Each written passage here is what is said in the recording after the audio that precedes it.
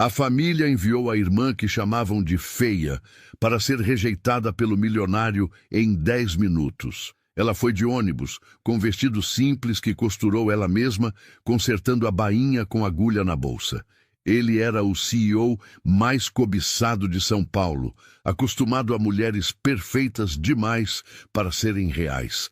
Até que ele chegou ao restaurante, viu aquela mulher com agulha e linha na mão, e as 3 palavras que disse mudaram tudo que a família Mendonça julgava saber sobre beleza. Apoie o canal deixando seu like e comentário, e vamos para a nossa história. Rafael Drummond nunca havia pensado que um encontro marcado às pressas, negociado por um sócio de negócios que ele mal se lembrava de ter adicionado no WhatsApp, pudesse ser a coisa mais importante que lhe acontecia em 10 anos. Mas naquela segunda-feira de novembro, sentado no banco traseiro do carro, com o celular exibindo 13 notificações não lidas, ele olhava para as janelas da Avenida Faria Lima, passando velozes, e sentia aquela sensação familiar que havia aprendido a ignorar havia muito tempo. O vazio. Não a fome, não o cansaço, não a solidão comum de quem trabalhou 12 horas. Era algo mais fundo, mais silencioso, como um cômodo de apartamento que nunca recebe luz natural, mas que você finge que não existe porque os outros quartos são bonitos demais para justificar a queixa. Ele tinha 41 anos. Tinha um fundo de investimentos que movimentava 380 milhões de reais. Tinha cobertura no Itaim Bibi, com vista para a cidade que se abria como um mapa luminoso às noites de novembro. Tinha um carro que custava mais do que a maioria das pessoas ganha em 5 anos. E um motorista chamado Edson, que sabia exatamente como Rafael gostava do ar-condicionado e nunca fazia perguntas pessoais. Rafael apreciava isso. Apreciava a eficiência. Apreciava a previsibilidade de um mundo onde cada variável podia ser calculada, cada resultado antecipado, cada risco mensurado antes de ser assumido. O problema era que a vida emocional não funcionava como planilha. Ele havia aprendido isso tarde demais, ou talvez cedo demais, dependendo de como se contasse a história. Desde os 36 anos, quando o casamento com Fernanda havia terminado da forma mais educada e mais dolorosa possível, com 2 advogados e um acordo que protegia o patrimônio de ambos, com mais cuidado do que qualquer um deles havia protegido a intimidade do outro, Rafael havia desenvolvido um método para as relações pessoais. O método era simples, mantinha distância suficiente para que ninguém se machucasse, inclusive ele. Jantava com pessoas, fazia negócios com pessoas, aparecia em eventos com pessoas, mas ficar de verdade, com presença, com atenção, com aquela disponibilidade que tornava uma pessoa real para outra. Isso havia parado de tentar quando percebeu que Fernanda passava os últimos 2 anos do casamento mais sozinha dentro de casa do que qualquer mulher deveria estar com o marido presente. A proposta de encontrar uma candidata para assumir papel representativo em eventos corporativos internacionais havia partido de Maurício Salave, seu sócio há 6 anos, homem de 62 anos que tinha a sabedoria prática de quem envelheceu trabalhando e a sensibilidade afetiva de quem perdeu a primeira esposa cedo e aprendeu o valor de cada detalhe humano. Maurício havia colocado a questão sobre a mesa de forma direta, como sempre fazia, numa reunião de planejamento estratégico que havia durado 4 horas e que, tecnicamente, não precisava ter terminado com aquele assunto. Mas Maurício sempre terminava reuniões com o assunto que realmente importava, aquele que não constava na pauta oficial. Rafael prezava isso, mesmo quando não gostava do que ouvia. A candidata havia chegado por indicação do próprio Maurício. Uma vizinha antiga, Dona Sônia, que havia sofrido um AVC leve havia 2 anos e que tinha 3 filhas. Maurício havia mencionado a filha do meio, Beatriz, costureira no Brás, trabalho próprio, ateliê pequeno, Ganhava menos do que Rafael gastava num jantar de negócios. Quando Maurício descreveu a situação, Rafael havia ficado quieto por um momento que Maurício soube interpretar corretamente como concordância relutante. Rafael não queria entusiasmo, queria viabilidade. Uma pessoa real, disse Maurício, não uma performance. Alguém que não se impressionasse com o endereço do escritório nem com o número da conta. Rafael havia dito que pensaria. Maurício havia olhado para ele com aquele olhar de pai adotivo que usava às vezes e dito que o restaurante era no Fazano, sexta às 8 da noite, e que Beatriz já sabia do horário. No apartamento de 32 metros quadrados, no Tatuapé, naquela mesma segunda-feira, Beatriz Mendonça estava de joelhos na frente da máquina de costura, num ângulo que seu fisioterapeuta havia proibido categoricamente há 6 meses, mas que ela insistia em usar porque era o único jeito de ver a bainha da saia da cliente, bem com a luz que entrava pela janela do ateliê. O ateliê era tecnicamente a sala do apartamento. Era um cômodo de uns 18 metros quadrados que havia sido sala de estar quando a imobiliária o alugara, mas que Beatriz havia transformado com paciência e muita criatividade em espaço de trabalho funcional, com mesa de corte dobrável, araras organizadas por tipo de tecido, caixas de linha separadas por cor numa estante de madeira que ela própria havia pintado de branco, e um espelho de corpo inteiro inclinado na parede que as clientes usavam para experimentar as peças e que Beatriz usava para se ver quando precisava pensar. Ela levantou do joelho com um estalido discreto que não comentou com ninguém, dobrou a saia com cuidado e olhou para a janela. A luz da tarde entrava com aquela qualidade dourada que novembro tem em São Paulo quando o céu decide cooperar.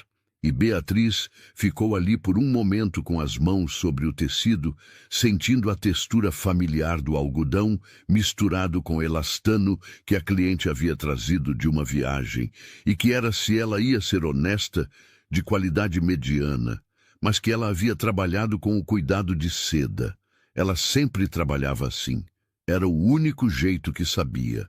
Do quarto, a voz de Dona Sônia chamou com aquela cadência levemente arrastada que havia ficado depois do AVC.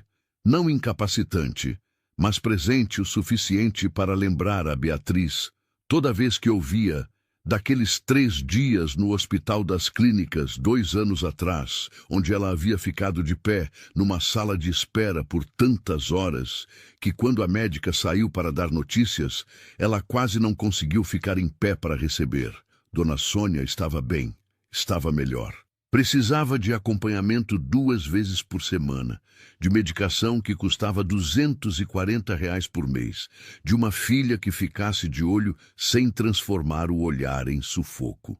Beatriz havia aprendido o equilíbrio disso com dificuldade. Ela foi até o quarto, encontrou a mãe sentada na cama com o tablet que Beatriz havia comprado de segunda mão 6 meses atrás, e que a mãe usava para assistir novelas e videochamar a filha mais velha com uma frequência que Beatriz preferia não quantificar. Letícia, alta, de cabelos lisos, modelo publicitária que fazia campanhas para marcas que Beatriz às vezes via em outdoors na Paulista e pensava, com uma mistura de orgulho e algo que preferia não nomear, que a irmã era realmente bonita, objetivamente bonita, do tipo que para o trânsito quando entra num ambiente. Priscila também, a mais nova, com aqueles 200 mil seguidores no Instagram e aquela habilidade natural de se colocar na frente de qualquer câmera, como se o mundo houvesse sido construído como cenário exclusivo para ela. E Beatriz no meio, não feia, nunca havia sido feia, se fosse objetiva. Tinha olhos castanhos com aquela profundidade que algumas pessoas notavam e a maioria passava sem ver. Sorriso generoso que chegava primeiro à parte de cima do rosto, antes de chegar à boca, e uma forma de se mover pelo mundo com aquela elegância quieta de quem não precisa de aprovação para ocupar espaço. Mas ao lado de Letícia e Priscila, desde a adolescência, ela havia aprendido a ser a que não se destacava, a que era inteligente, a que costurava bem, a que cuidava da mãe. A feia, disse Letícia uma vez, numa festa de aniversário, quando tinham 16, 14 e 13 anos, e as palavras haviam ficado no ar com aquela leveza cruelíssima das crueldades que não percebem ser cruéis. Beatriz havia sorrido. Era o que sabia fazer quando algo doía de jeito que não sabia como responder. Dona Sônia baixou o tablet quando Beatriz entrou e olhou para a filha com aquela expressão que misturava afeto com aquela confusão suave que o AVC havia deixado como herança nos momentos de cansaço. Estava bem, disse. Havia dormido a tarde toda.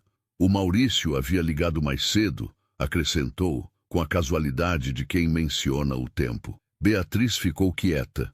O Maurício havia ligado algumas vezes nas últimas semanas, desde que aquela história havia começado a circular. O nome de Rafael Drummond nos jornais de negócios, a informação de que o CEO da Drummond Capital estava procurando alguém para aparecer em eventos internacionais, a mobilização da família Mendonça, que havia durado exatamente 2 dias, e que havia resultado numa conversa que Beatriz ainda não havia conseguido digerir completamente. A conversa havia acontecido no apartamento de Letícia, no sábado anterior, num almoço que havia sido convocado com a formalidade incomum de uma mensagem no grupo familiar. Elas 3 ao redor da mesa de mármore que Letícia havia comprado na reforma do ano passado, Dona Sônia na cabeceira com o tablet na bolsa, porque Letícia havia pedido que ela deixasse o aparelho guardado durante o almoço. E aquela tensão particular que só existe entre irmãs que se amam e se machucam com a mesma facilidade, a mesma intimidade, os mesmos atalhos emocionais construídos em décadas de convivência que tornam cada palavra potencialmente exata ou potencialmente devastadora, dependendo do dia. Letícia havia explicado a situação com a eficiência de quem já havia ensaiado o discurso. Rafael Drummond, 41 anos, 380 milhões em gestão. Discretamente interessado em conhecer alguém para eventos corporativos. Maurício Salave havia indicado as filhas de Dona Sônia, especificamente Beatriz. Havia um encontro marcado no Fazano para a sexta seguinte. E a proposta de Letícia era a seguinte, disse ela, servindo mais vinho para si mesma antes de continuar, que Beatriz fosse ao encontro.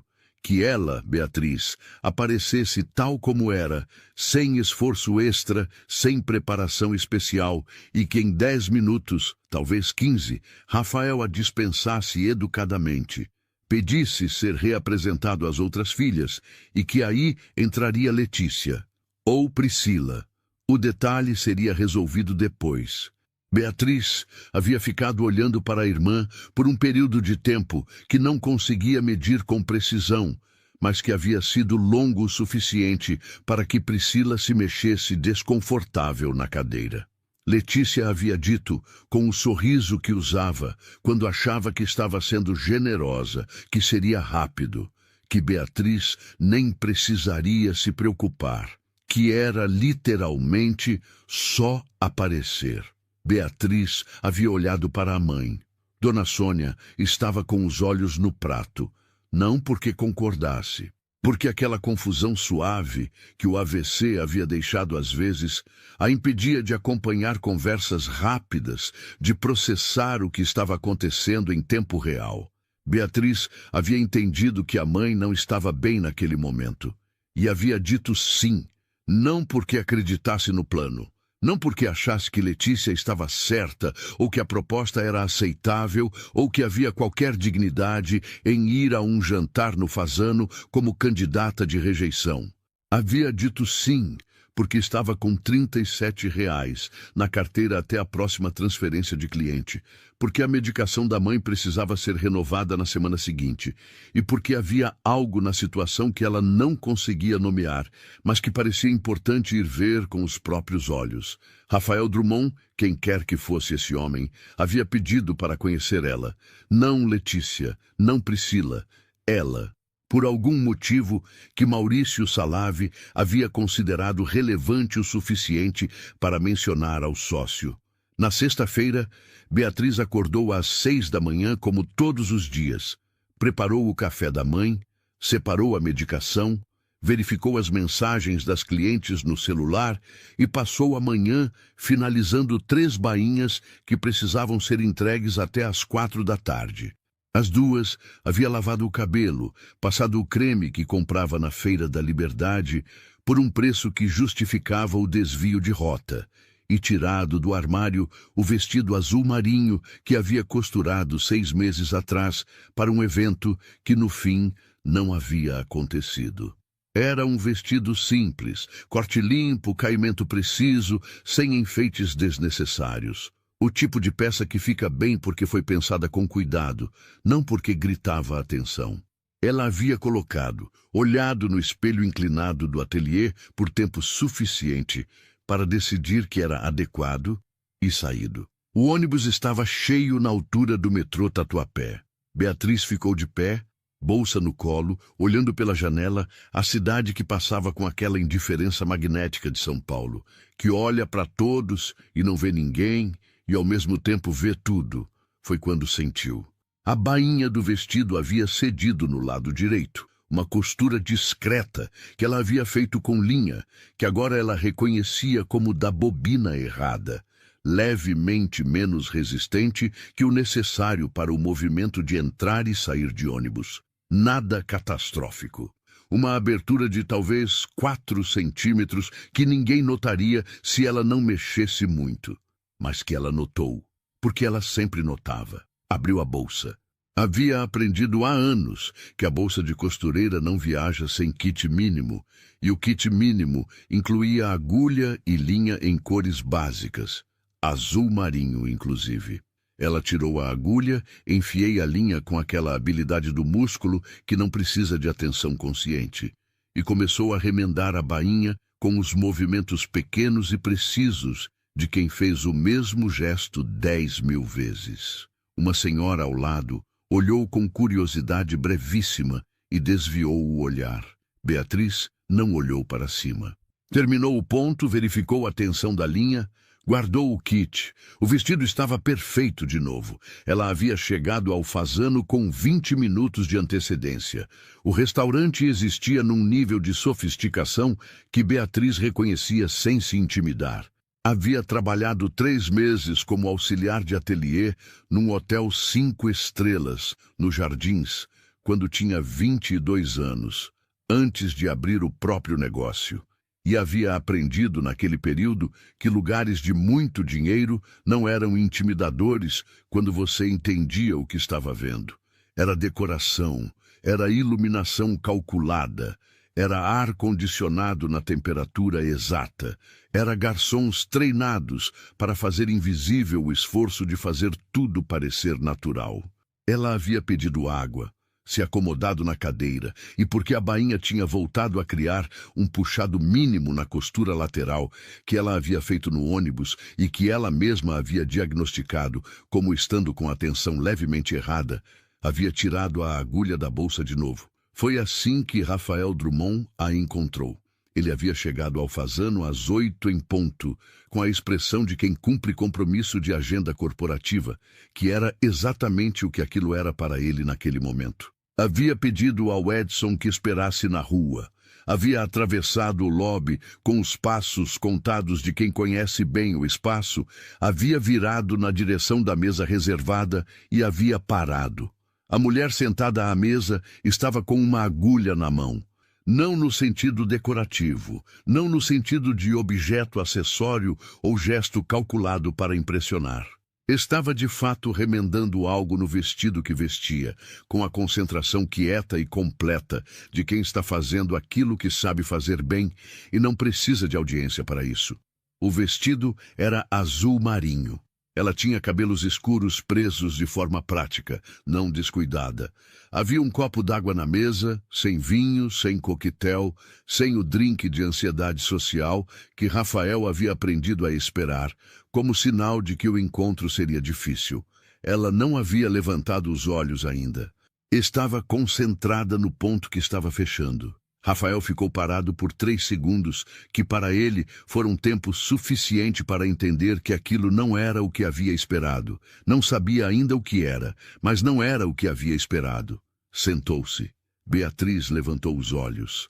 Olhos castanhos que o olharam com aquela direteza particular de quem não está avaliando nem performando, apenas vendo. Ela percebeu que havia se esquecido de guardar a agulha. Não se envergonhou. Há momentos em que a vergonha seria a resposta errada, e o corpo às vezes sabe isso antes da mente. Desculpe, ela disse com a voz de quem pede desculpa de verdade, não de protocolo. Vim correndo do ateliê. A bainha cedeu no ônibus.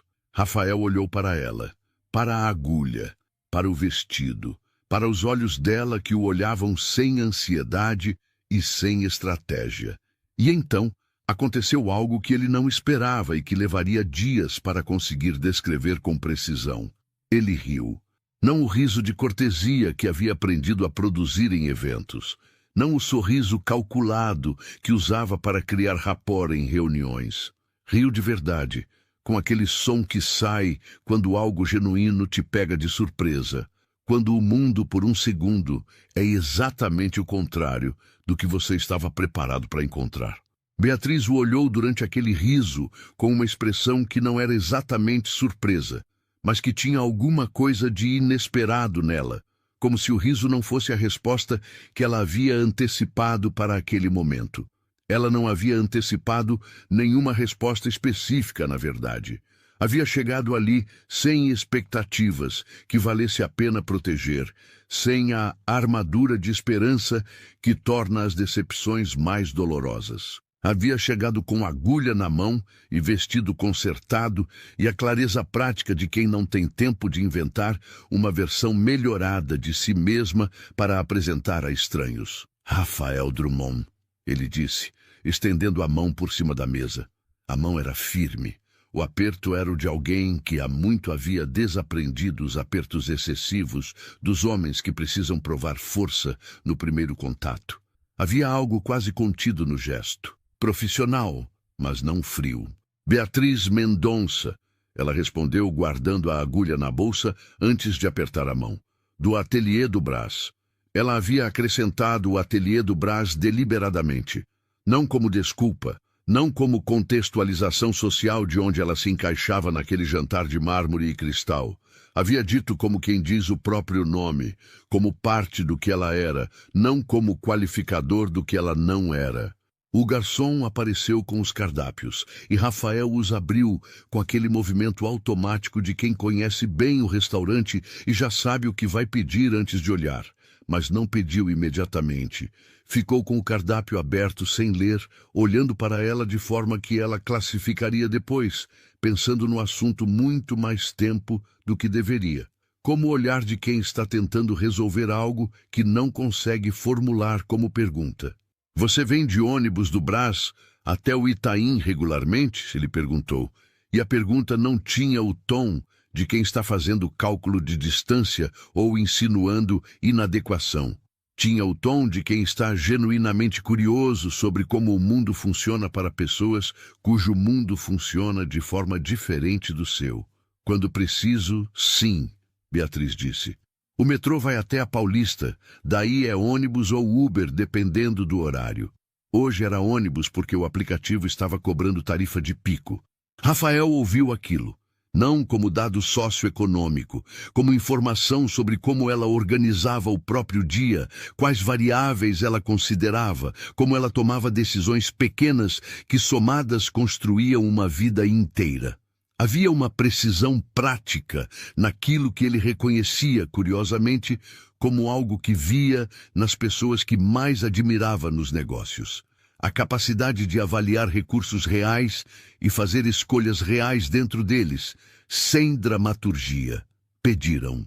Rafael pediu o prato que sempre pedia quando estava naquele restaurante, o risoto de cogumelos com redução de vinho branco que o chefe havia mantido no cardápio. Havia 3 cardápios consecutivos, e que Rafael havia comido em pelo menos 12 ocasiões diferentes, sempre com pessoas diferentes, sempre na mesma mesa do canto. Beatriz olhou o cardápio com aquela atenção que ele notou que ela dava a coisas que eram novas para ela. Não a atenção ansiosa de quem teme escolher errado, mas a atenção genuína de quem quer entender o que está diante de si antes de decidir. Pediu o peixe com purê de mandioquinha e ervas frescas. O garçom anotou, sem o sorriso excessivo que às vezes aparecia naquele tipo de lugar quando alguém pedia a opção menos cara do cardápio. Rafael notou que ela não havia notado o preço antes de pedir. Havia pedido o que parecia mais interessante. A conversa começou onde conversas naquele tipo de jantar costumavam começar, nos contornos formais do contexto, nas perguntas sobre trabalho, que são, na verdade, perguntas sobre quem você é e que você responde a partir do que você faz, porque é mais seguro do que responder a partir do que você sente. Rafael fez as perguntas que havia aprendido a fazer, não por frieza, mas porque havia desaprendido como fazer as outras. Perguntou sobre o ateliê, perguntou há quanto tempo, perguntou sobre os tipos de trabalho, e Beatriz respondeu de um jeito que não havia respondido perguntas sobre o ateliê em muito tempo. Não o resumo executivo que dava quando precisava explicar o negócio para familiares que perguntavam por educação. Não a versão modesta que usava quando sentia que a pessoa perguntando esperava modéstia. Respondeu com aquele tipo de entusiasmo honesto que aparece quando alguém pergunta sobre algo que você genuinamente ama e que você raramente tem permissão de explicar com detalhe, porque a maioria das pessoas quer a versão curta. Falou sobre o algodão egípcio, como era difícil encontrar fornecedor confiável no Brás, onde boa parte do material chegava misturado, a fibra longa anunciada e a fibra curta entregue, e como ela havia passado 2 anos construindo relação com um atacadista que importava diretamente porque havia aprendido que consistência de material era a diferença entre uma peça que durava 5 anos e uma peça que durava 5 lavagens. Rafael ouvia, não com a atenção performática de quem está esperando a vez de falar, com aquela quietude de quem está de fato processando. Como você identifica a diferença entre os tecidos? Ele perguntou. Beatriz olhou para ele por um segundo. Era uma pergunta específica. Não é difícil o seu trabalho, nem você gosta do que faz. Era uma pergunta técnica de quem ouviu o que ela disse e quis entender o mecanismo. Pelo toque principalmente, ela disse. Fibra longa tem uma lisura específica que não tem no sintético misturado. E pelo comportamento da queima. Você queima um fio e vê como ele se comporta. Algodão puro vira cinza que some. Sintético enrola e endurece. Você aprendeu isso sozinha? No começo com minha avó. Depois com erro. Comprei 300 metros de malha que virou lixo em 2 meses. Aí você aprende a queimar o fio antes de assinar o pedido. Rafael ficou quieto por um momento. Havia algo naquele relato, na precisão do detalhe, na ausência de exagero dramático sobre o prejuízo ou de falsa modéstia sobre o aprendizado, que ele reconhecia como qualidade rara. A maioria das pessoas, contando sobre erro de 300 metros, quer que você sinta o quanto foi difícil. Beatriz havia contado como quem descreve procedimento técnico adquirido. O erro foi o professor. Fim. O risoto chegou com aquele aroma de cogumelo e vinho que Rafael havia aprendido a associar com dezenas de jantares de negócios onde o que estava na mesa importava menos do que o que estava sendo negociado. O peixe de Beatriz chegou com aquele purê cor de ouro que ela olhou por um segundo antes de provar, e Rafael viu a expressão dela quando a colher chegou à boca. Não era a expressão exagerada de quem está num lugar caro e sente que precisa demonstrar apreciação. Era a expressão pequena e genuína de quem provou algo que era de fato muito bom e simplesmente registrou aquilo sem precisar comentar. Bom? Ele perguntou e percebeu que não havia perguntado isso a um jantar em anos. Muito, ela disse, e acrescentou, depois de uma pausa em que mastigou com aquela atenção que ela dava a coisas novas. O purê tem leite de coco. É sutil, mas muda completamente a textura. Ele provou o próprio risoto. Havia comido aquele prato pelo menos 12 vezes. Nunca havia notado nada de específico além de bom. Havia simplesmente comido. Olhou para Beatriz, que estava de novo prestando atenção ao peixe, com aquela concentração quieta que ela parecia aplicar a tudo o que fazia, e pensou que havia uma forma de estar presente no mundo que ele havia perdido em algum momento entre os 30 e os 40, e que não tinha nome exato, mas que estava sentado diante de si, comendo peixe com purê de mandioquinha. Ela falou sobre a mãe sem que ele perguntasse. Não como confissão, não como pedido de simpatia. Surgiu naturalmente da conversa quando ele perguntou sobre o Tatuapé, e ela explicou que havia escolhido o bairro porque ficava a 15 minutos a pé da clínica onde a mãe fazia acompanhamento. 2 vezes por semana. Fonoaudiologia e fisioterapia. A recuperação do AVC, que havia sido mais lenta do que os médicos haviam previsto, mas mais completa do que os médicos haviam garantido. Dona Sônia estava bem, estava melhor. Tinha semanas boas e semanas em que a confusão voltava um pouco, quando estava muito cansada ou quando havia mudança brusca de rotina. Rafael ouviu tudo isso com aquela mesma atenção quieta.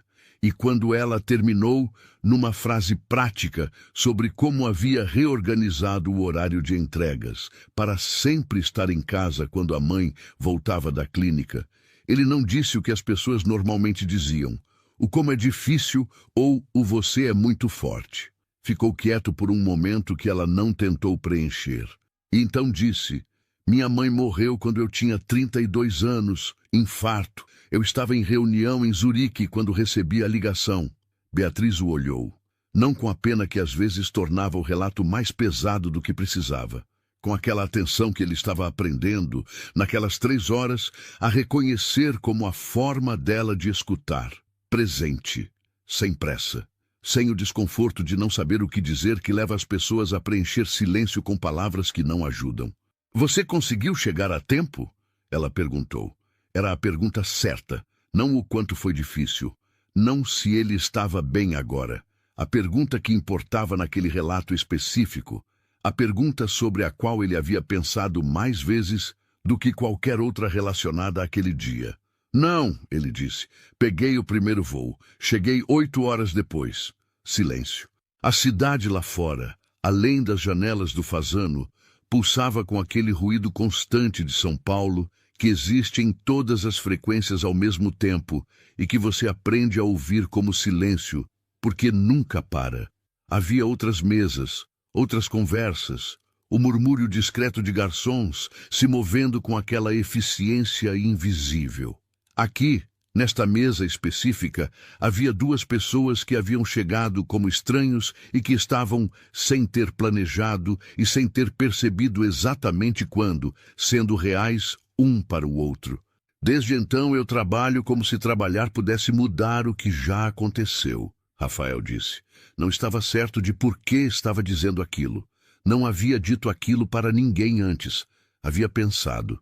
Havia o reconhecimento quieto daquele padrão em si mesmo, nos anos que se seguiram ao funeral, nos acordos de divórcio, nas reuniões de Zurique que duravam até a meia-noite, porque havia sempre mais uma análise para fazer, mais um número para revisar, mais uma decisão que parecia urgente às 11 da noite e que de manhã revelava a urgência como o que realmente era, razão para não ir para casa. E muda? Beatriz perguntou, com aquela direteza calma que ele havia percebido ser a forma dela de fazer as perguntas que outras pessoas evitavam. Não, ele disse. Então você sabe o que precisa mudar.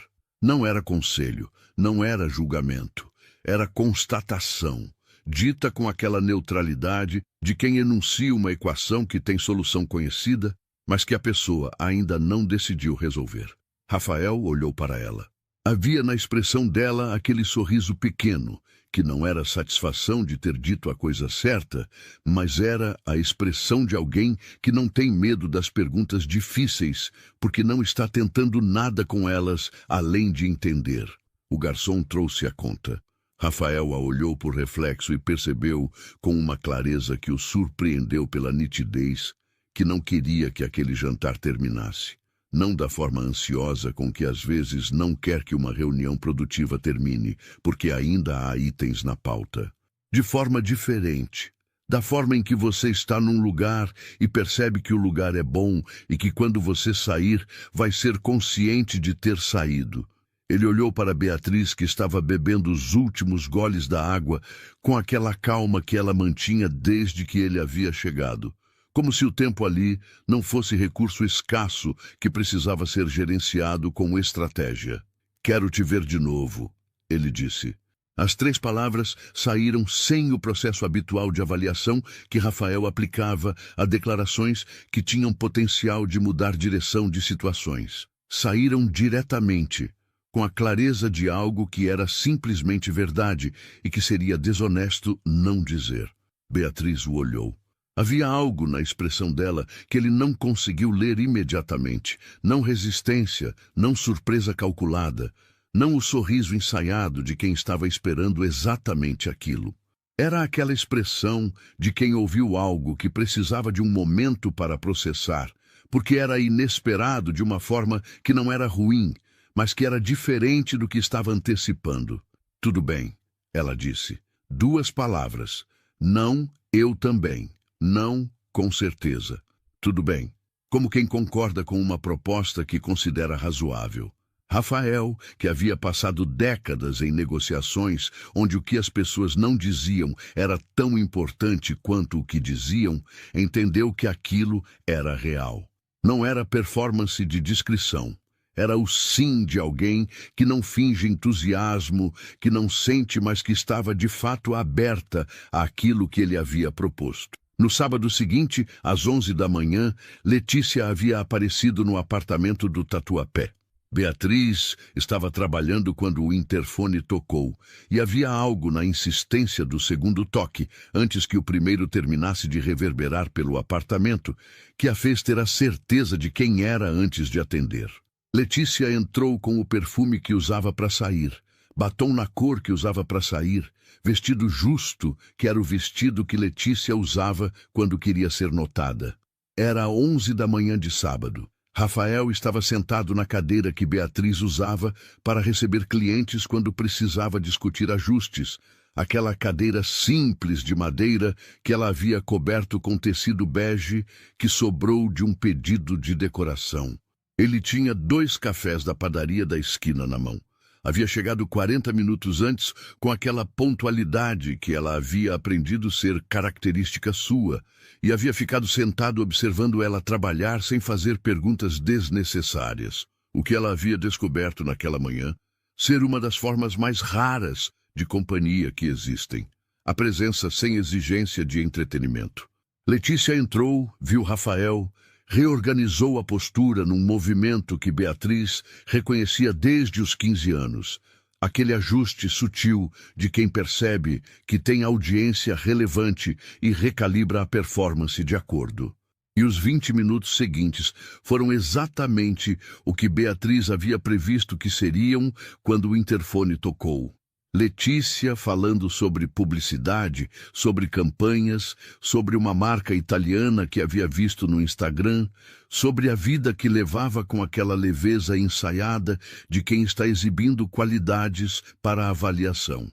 Rafael havia respondido com educação, com cortesia profissional, com a mesma distância atenciosa que Beatriz havia visto ele usar nas mensagens quando precisava encerrar assuntos.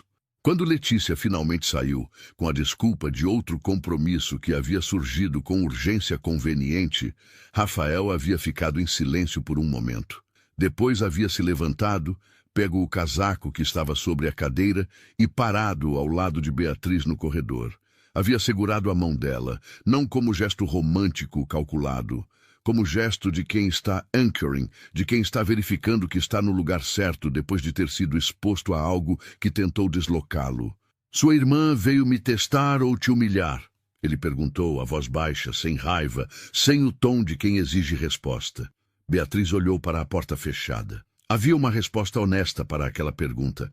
E havia uma resposta que era mais simples de dar. Ficou em silêncio por um momento que Rafael não tentou preencher. Ele entendeu assim mesmo. Os dias que se seguiram foram construídos de encontros que ninguém havia planejado com precisão, mas que aconteciam com aquela regularidade orgânica das coisas que têm razão de existir. Rafael apareceu na terça seguinte no ateliê do Brás, com 2 cafés da mesma padaria da esquina do Tatuapé, o que significava que havia passado pelo bairro dela antes de chegar, e ficou 40 minutos sentado na cadeira de madeira coberta com tecido bege, observando Beatriz trabalhar numa saia de linho verde que uma cliente havia trazido para ajuste de cintura. Ele não perguntou se podia ficar. Ela não disse que podia. Simplesmente havia sido natural, da forma que as coisas naturais são, sem negociação e sem protocolo. Ela havia tentado, no início daquela semana, entender o que estava acontecendo com a clareza analítica que aplicava às coisas que precisava decidir. Havia tentado listar as variáveis como listava variáveis de pedidos de tecido, o que tinha, o que faltava, o que era razoável esperar. Rafael Drummond era CEO de fundo de investimentos. Tinha 41 anos. Morava em Cobertura, no Itaim. Havia rido da agulha e linha com aquele riso genuíno que ela ainda conseguia ouvir se ficava quieta o suficiente. Havia dito que queria a ver de novo e havia cumprido a palavra com aquela consistência que ela estava aprendendo, característica fundamental dele. Quando Rafael disse que faria algo, fazia. Quando não ia fazer, não dizia. Era uma forma de ser no mundo que ela reconhecia e respeitava, porque era a própria forma dela. O que a análise não resolvia era o que ela sentia quando ele chegava. Não o entusiasmo performático que as irmãs teriam, o sorriso imediato e o gesto de ajeitar o cabelo. Era algo mais quieto e mais insistente, como a sensação de que o apartamento ficava diferente quando ele estava nele. Não maior, nem mais luminoso, mas mais real, como se a presença dele tornasse os detalhes do ateliê mais nítidos, a cor do tecido mais saturada, o som da máquina de costura mais presente. Ela havia decidido não analisar demais. Era uma decisão prática. Algumas coisas se revelam com o tempo melhor do que com antecipação. Na quinta daquela semana, ele havia ligado às 8 da noite. Beatriz estava jantando, arroz e feijão que havia feito para ela e para a mãe, a televisão ligada no volume baixo que Dona Sônia preferia depois das 7 porque o barulho alto cansava mais do que antes do AVC. Ela atendeu com a colher ainda na mão. "Você gosta de parque?" Rafael perguntou, sem saudação prévia, com aquela direteza que ela havia descoberto ser mais intimidade do que grosseria. "Depende do parque," ela disse. "Ibirapuera, amanhã de manhã." "Que horas?" 8. Havia uma pausa. Beatriz olhou para a mãe que estava com os olhos na televisão, para o arroz no prato, para a janela onde as luzes do Tatuapé faziam aquele mosaico familiar de amarelo e branco que ela via todas as noites e que havia aprendido a amar pelo fato de ser constante, de estar ali quando ela olhasse. "Tudo bem," ela disse, a mesma resposta que havia dado no Fazano. Rafael havia ficado quieto por um segundo que ela havia interpretado como sorriso antes de desligar. No Ibirapuera, na sexta de manhã, São Paulo fazia aquela coisa que fazia raramente, que era ser bonita sem esforço, com o céu em camadas de azul claro sobre o verde escuro das árvores e a luz quebrando de forma que tornava tudo levemente irreal, levemente de outro tempo. Eles caminharam sem direção específica, o que era, Rafael havia dito com aquele humor seco que ela havia aprendido a identificar, tecnicamente impossível para ele antes daquele ano.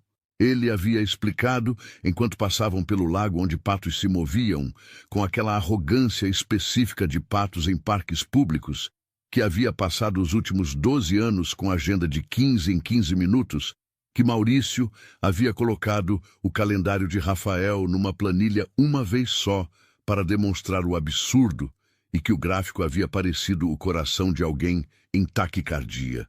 Beatriz havia rido. Era um riso diferente do que ela costumava dar.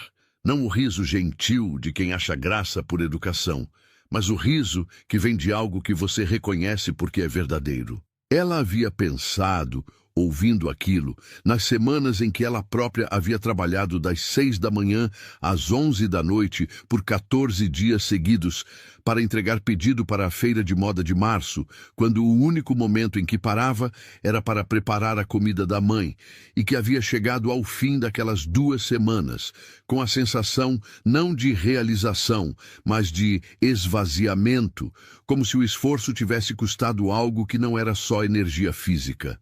Você para quando? Ele perguntou. Quando a mãe precisa. Quando o corpo não aguenta mais. Às vezes, quando lembro que devo. Quando você lembra que deve. Ele repetiu.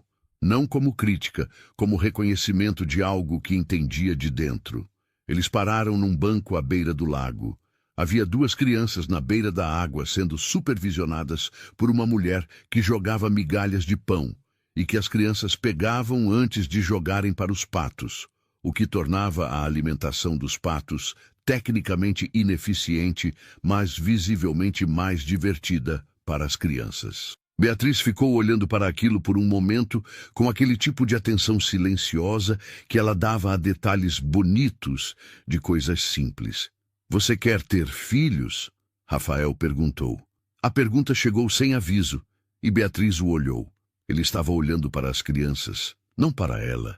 E havia algo na forma como havia perguntado que não era pressão nem teste. Era a pergunta de alguém que estava pensando em voz alta sobre algo que ainda estava processando para si mesmo. Já quis mais do que agora, ela disse, com honestidade que veio antes da decisão de ser honesta. Hoje fico mais curiosa sobre o processo do que certa sobre o resultado. Ele virou para olhar para ela. Eu tive medo por anos, ele disse. Medo de ser pai do jeito que não queria ser. Presente só no título. Beatriz o olhou. Havia uma vulnerabilidade naquela frase que ele havia dito com aquela voz que ela estava aprendendo a reconhecer. A voz que ele usava quando dizia algo que não havia ensaiado e que saía assim mesmo porque o momento tornava o silêncio menos honesto que a fala. Você ainda tem esse medo? Ela perguntou. Ele ficou quieto por um tempo que o barulho das crianças e dos patos e da cidade lá fora preencheu sem apressar. Menos, ele disse. Nos últimos tempos, menos. Ela não perguntou o que havia mudado. Havia coisas que se entendiam sem precisar transformar em pergunta e resposta. Ficaram ali no banco por mais 20 minutos que não precisaram de conversa para serem reais, olhando as crianças e os patos e a luz quebrando no lago com aquela qualidade dourada da manhã de São Paulo quando cooperava. E havia naquele silêncio compartilhado algo que Beatriz reconhecia como raro. A companhia de alguém que não precisa preencher o silêncio para justificar a presença. Foi naquela semana que Beatriz foi a Faria Lima pela primeira vez. Rafael havia pedido, com aquela direteza que ela havia aprendido ser convite e não comando, que ela fosse até a Drummond Capital numa tarde de quarta. Não havia dado motivo específico. Ela havia ido de metrô, descido na estação Faria Lima, subido a avenida com aquela qualidade de São Paulo corporativo que existe naquele trecho específico da cidade, onde cada prédio compete em vidro e altura, e onde as pessoas caminham com aquela urgência de quem tem reunião em 3 minutos, que na verdade tem em 30, mas prefere chegar cedo para demonstrar comprometimento. Ela havia encontrado o número do prédio, entrado no lobby de mármore e vidro, que refletia a avenida como espelho, e ido à recepção. A recepcionista havia olhado para ela com aquela fração de segundo de avaliação que acontece antes que o treinamento profissional entre em ação e cubra a avaliação com sorriso padronizado. Beatriz havia notado.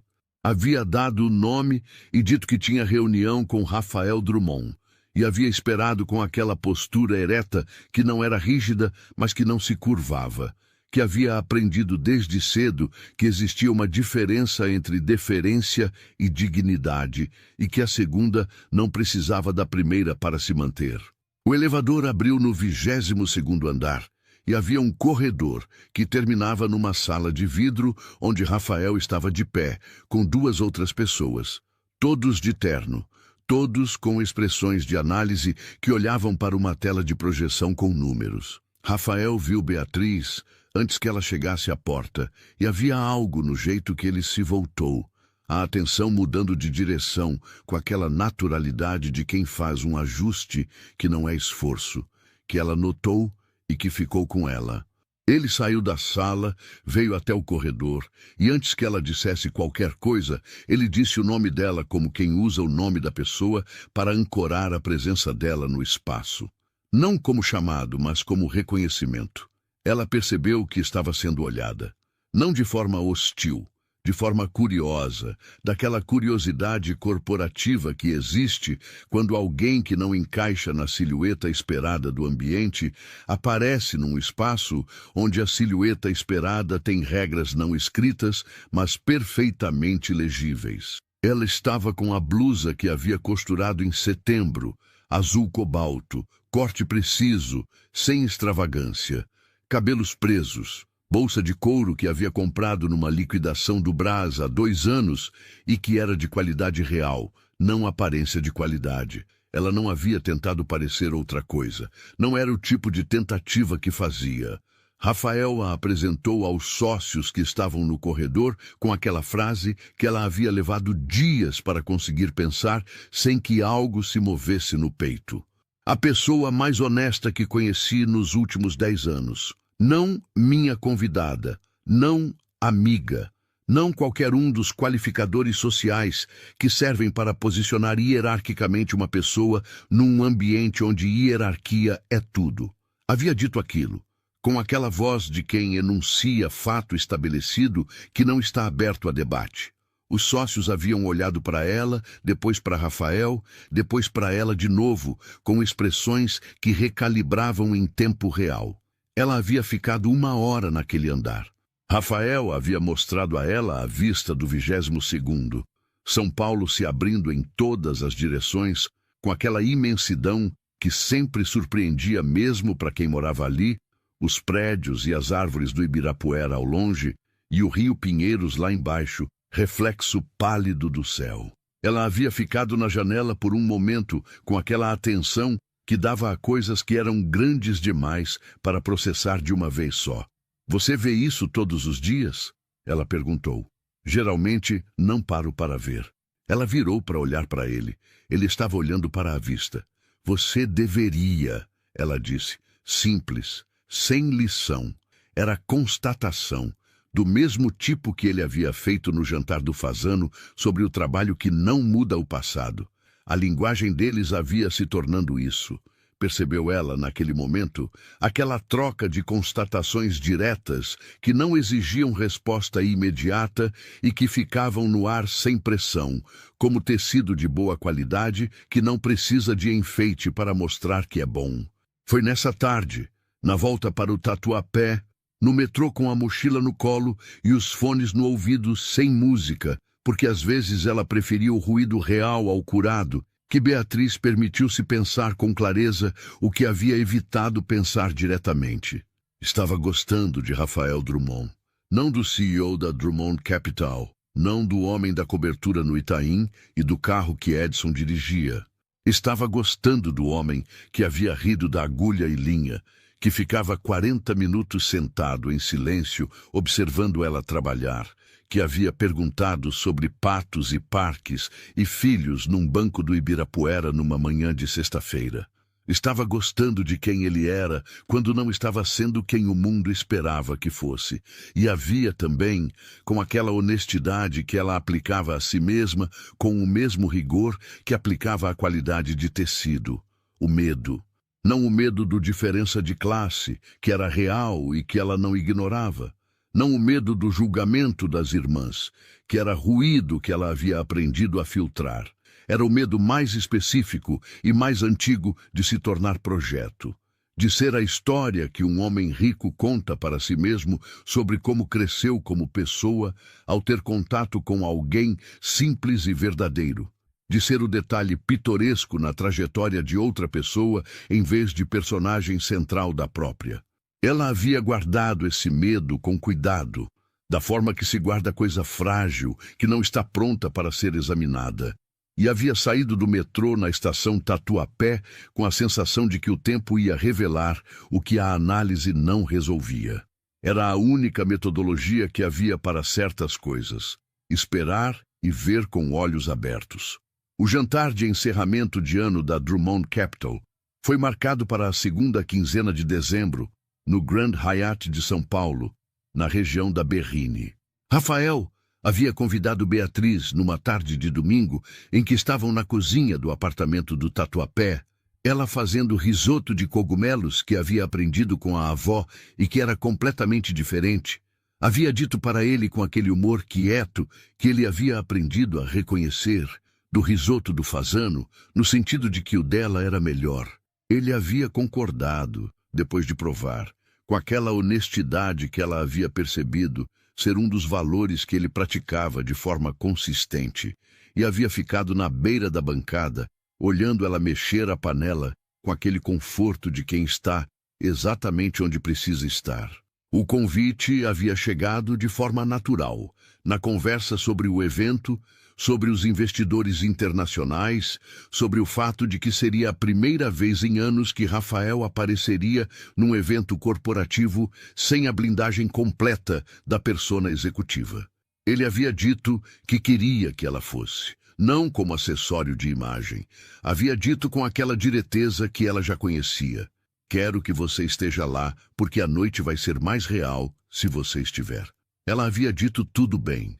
Em notícia, chegou à família Mendonça, de forma que Beatriz não havia conseguido prever que era pelo Instagram de uma das colunas de eventos corporativos de São Paulo que havia publicado a lista de presença confirmada do jantar da Drummond Capital, com o detalhe de convidada especial do CEO.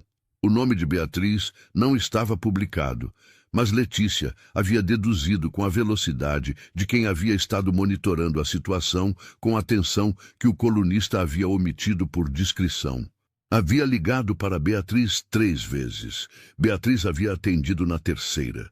A conversa havia durado 11 minutos e havia tido aquela qualidade de conversas entre irmãs que é diferente de qualquer outro tipo de conversa, onde o afeto e a crueldade usam o mesmo tom de voz e às vezes a mesma frase, e onde o que é dito tem peso específico de ser dito por alguém que te conhece há toda a vida e sabe exatamente onde apertar. Letícia havia dito que não entendia o que Rafael via nela. Havia dito com aquela delicadeza de faca que ela tinha desde os 16 anos. Beatriz havia ficado quieta. E depois havia dito que não precisava que Letícia entendesse. A conversa havia terminado. No dia do jantar, Beatriz havia ficado 1 hora na frente do espelho do ateliê, não com ansiedade, mas com aquela atenção de profissional que avalia o próprio trabalho com olhar externo.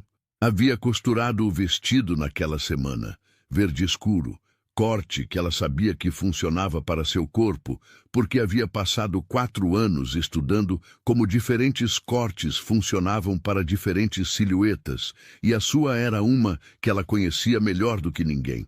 Havia algo no vestido que era diferente das peças que costumava fazer para si mesma. Havia colocado mais cuidado, havia revisado as costuras 2 vezes, não porque precisava impressionar, porque queria estar bem para si mesma naquele momento específico. O Grand Hyatt se abria na Berrini com aquela arquitetura de hotel de luxo, que é ao mesmo tempo imponente e calculadamente acolhedora. A fachada de vidro refletindo as luzes da noite.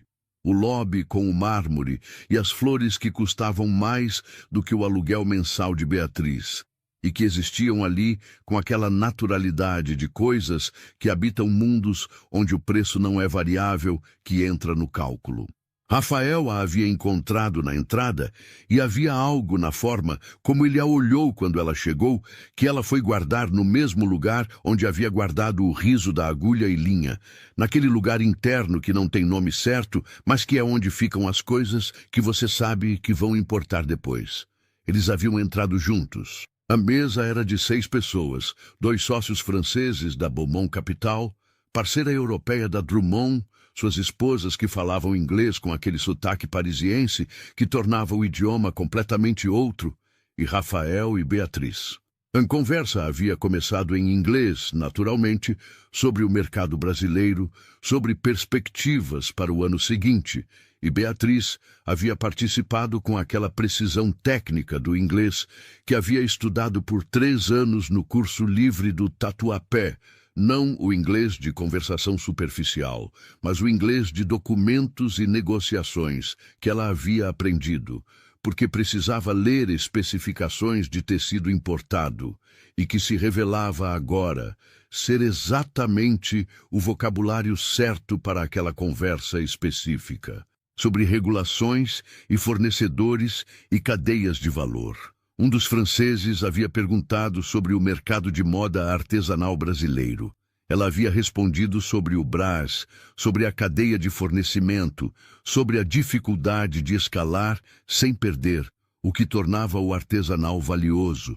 A conversa havia ficado interessante daquela forma em que conversas ficam quando alguém tem conhecimento real sobre o assunto em vez de opinião geral. Foi nesse momento que Letícia apareceu. Beatriz percebeu a irmã antes de a ver. Foi pelo murmúrio que aconteceu na entrada do salão, aquele rearranjo sutil de atenção que ocorre quando alguém entra num espaço sem pertencer ao espaço. E o espaço registra isso antes que qualquer pessoa decida conscientemente registrar.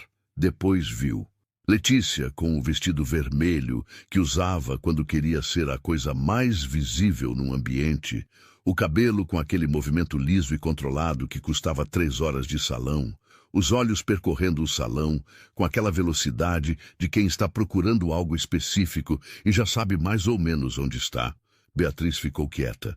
Sentiu algo apertar no peito com aquela especificidade da dor familiar. A dor que não é surpresa porque você conhece a pessoa que a causa desde que tem memória, que você reconhece como a dor de alguém que te ama de um jeito que às vezes machuca mais do que não amar. Ela havia aprendido a distinguir as duas coisas. Não tornava mais simples, mas tornava mais claro. Letícia chegou à mesa com aquele sorriso que usava em ambientes onde precisava fazer impressão. O sorriso que Beatriz sabia custar esforço, mas que parecia natural para quem não a conhecia há 30 anos.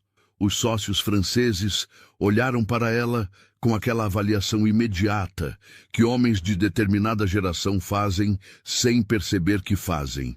Rafael levantou os olhos do copo de vinho com aquela expressão fechada, que Beatriz havia aprendido a reconhecer como o rosto que ele usava quando estava avaliando uma situação antes de decidir como reagir a ela. Rafael, Letícia disse, com aquela familiaridade de quem usa o nome de alguém que não conhece como se conhecesse. Que surpresa encontrar você aqui. Como se não soubesse que era o evento dele. Como se a presença dela não tivesse sido calculada em cada detalhe, desde o horário de chegada até a escolha do vestido vermelho que garantia que ela seria vista antes de ser ouvida. Rafael respondeu com educação. Uma palavra, 2. O tipo de resposta que não abre conversa, mas que não fecha com rudeza, porque ele era, Beatriz havia aprendido, alguém que não usava grosseria como ferramenta mesmo quando teria razão de usá-la. Letícia se virou para a mesa com aquele giro de ombros que era convite para ser apresentada. E Rafael ficou quieto, o que era uma forma de não apresentar. E Beatriz percebeu que os franceses estavam acompanhando aquilo com aquela atenção discreta europeia de quem não quer criar cena, mas está de fato registrando cada detalhe. Foi então que Letícia disse, não com raiva, não com o calor de alguém que age por impulso ou emoção não calculada. Com aquela voz equilibrada e quase gentil, que era mais difícil de responder do que a raiva, porque não dava a ninguém a permissão de reagir com raiva de volta. Olhou para Rafael, não para Beatriz, e disse em voz que não era grito, mas que era alta o suficiente para a mesa inteira ouvir sem esforço. Rafael, você sabia que minha irmã foi enviada ao seu encontro como piada? A família toda achou graça. Ninguém esperava que você levasse a sério. Silêncio. não o silêncio de pausa de conversa.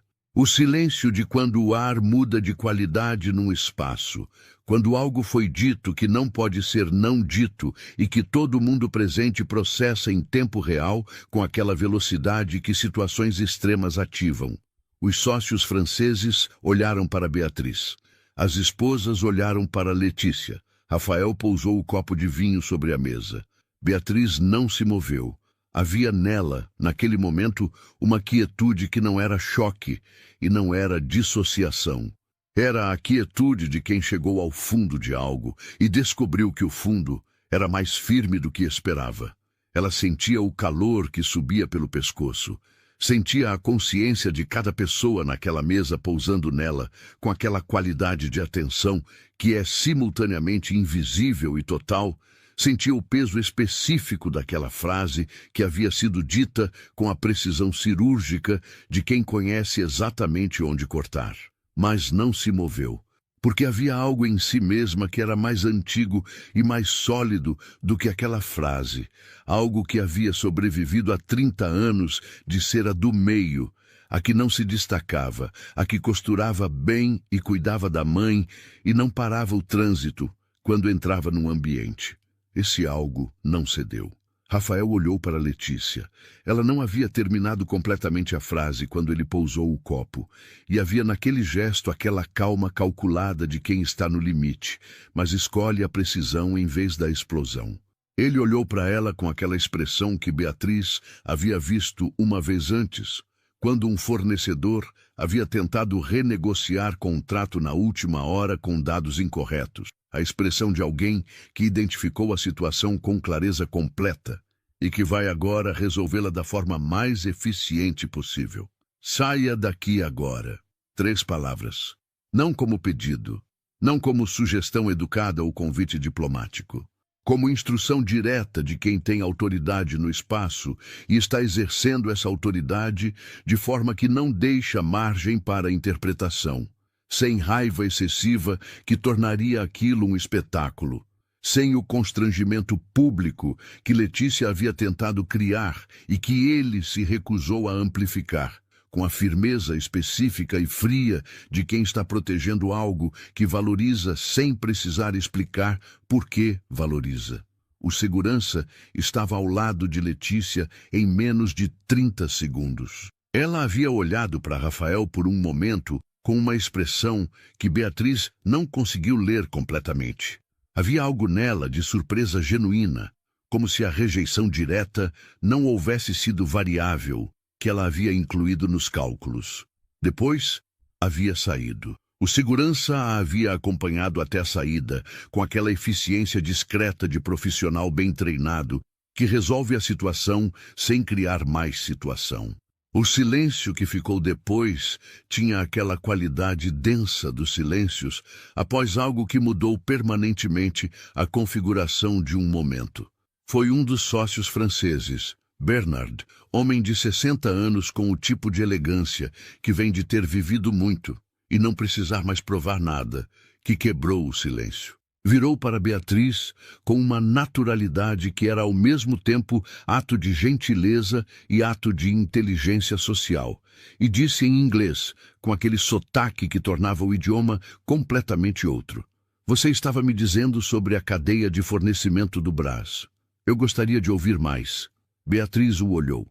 Havia naquele homem uma decência quieta que ela reconheceu e pela qual sentiu algo que era gratidão, mas que era também reconhecimento. O reconhecimento de quem foi tratado como pessoa por alguém que tinha a escolha de tratar diferente. Ela respirou. Uma vez, funda, discreta, do tipo que ninguém vê, mas que reorganiza alguma coisa interna que havia se deslocado. E continuou falando sobre o Brás. Rafael ficou quieto por um tempo depois de Letícia sair. E Beatriz percebeu, sem olhar diretamente para ele, que ele estava processando, não o evento em si, que havia resolvido com aquela eficiência que era característica. Estava processando outra coisa, alguma camada mais densa que o evento havia revelado. Ela sabia que depois teriam uma conversa que não seria fácil. Sabia que havia coisas que precisavam ser ditas e coisas que precisavam ser ouvidas. e que o jantar de encerramento de ano dos investidores franceses não era o lugar nem o momento. Havia arquivado aquilo com aquela competência prática que aplicava a coisas que precisavam de atenção, mas não de imediatismo. O jantar terminou com cognac e conversa sobre projetos do ano seguinte. Bernard havia dado o cartão para Beatriz com aquela casualidade de quem oferece contato como se fosse coisa menor e que Beatriz havia guardado com a consciência de que não era coisa menor. E Rafael havia pedido o carro ao Edson com aquela mensagem de texto de 3 palavras, que era o código entre eles.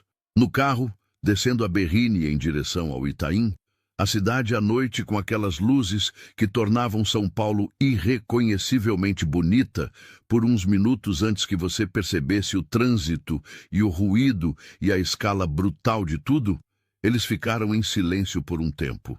Você sabia que elas haviam planejado isso? Rafael perguntou. A voz era baixa. Não havia acusação nela. Era a voz das perguntas honestas que ele fazia quando precisava de informação real para entender uma situação real. Beatriz ficou com os olhos na janela, as luzes passando. O Edson com aquela descrição perfeita que tinha o dom de tornar o banco traseiro um espaço particular, mesmo sendo o carro de outra pessoa. Sabia que a intenção delas era que você me dispensasse nos primeiros 10 minutos. Ela disse, e pedisse para conhecer Letícia ou Priscila. Rafael ficou quieto. Por que você foi assim mesmo? Ele perguntou. Ela pensou antes de responder. Havia a resposta prática sobre os R$ 37 na carteira e a medicação da mãe. E havia a resposta verdadeira que incluía a prática, mas que era maior que ela. Havia ido porque Maurício havia pedido Beatriz. Não Letícia, não Priscila. Ela. Por alguma razão que ela havia achado que merecia ir descobrir pessoalmente. Porque o Maurício me indicou a você, ela disse, e eu quis entender por quê. Entendeu? Ainda estou entendendo. Rafael virou para olhar para ela. Havia algo na expressão dele que ela não conseguiu catalogar completamente na pouca luz do carro, mas que ela reconhecia como a expressão de quem chegou perto de algo que é importante e que está decidindo se vai em frente ou se recua. Ele não era homem de recuar. Ela havia aprendido isso. Eu também, ele disse. O carro parou na frente do prédio dela no Tatuapé. Rafael saiu do carro antes que ela abrisse a porta, o que ela havia descoberto ser um hábito dele, que não era performance de cavalheirismo, mas que era simplesmente a forma como ele havia aprendido a fazer aquilo, tão automático quanto a forma dela de conferir a tensão da linha antes de costurar. Ela desceu. Ficaram ali na calçada por um momento com o barulho da cidade ao redor e a luz da entrada do prédio, que era levemente amarela e que tornava tudo ligeiramente mais íntimo do que a luz branca faria. Beatriz, ele disse, só o nome. Com aquela forma de usar o nome dela que ela havia percebido desde o fazano ser diferente de como outras pessoas usavam, como se ele estivesse verificando que ela estava ali.